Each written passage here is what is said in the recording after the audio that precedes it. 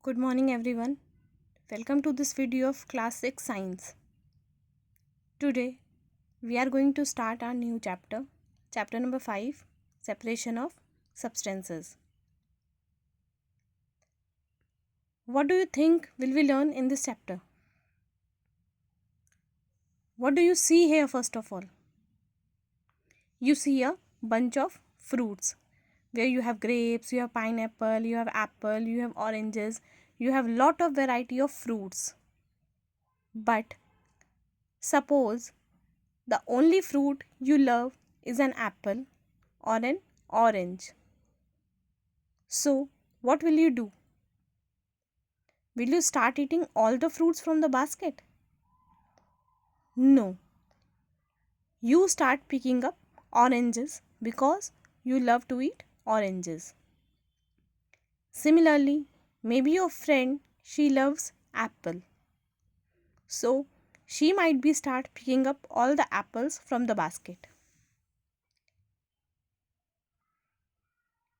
You start picking all the oranges and your friend start picking all the apples.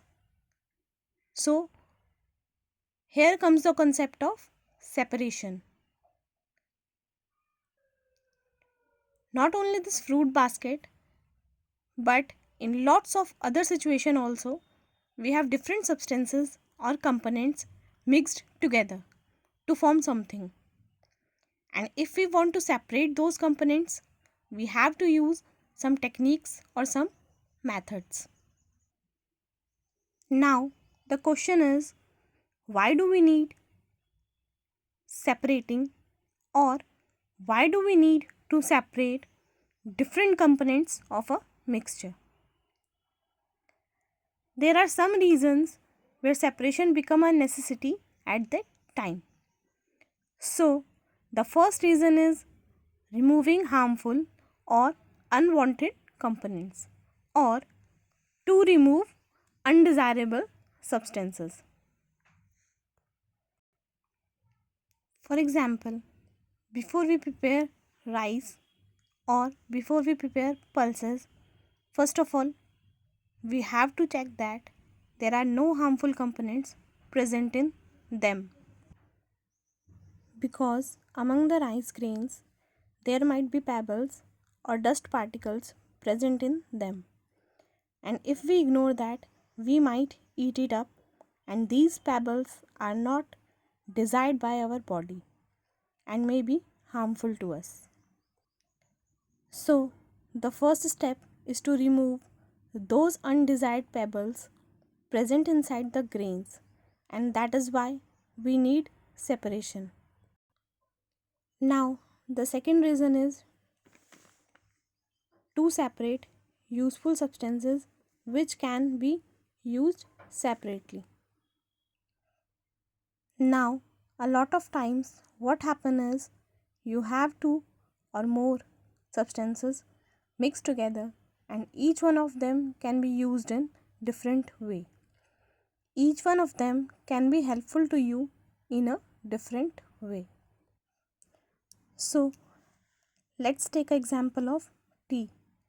When we want to consume tea or we want to drink tea, we do not want to chew the tea leaves. So, that is why we filter it with the help of a strainer. The strainer allows the liquid tea to pass through it, but does not allow the tea leaves to pass through it. So here the liquid tea is used to drink. And what about the tea leaves?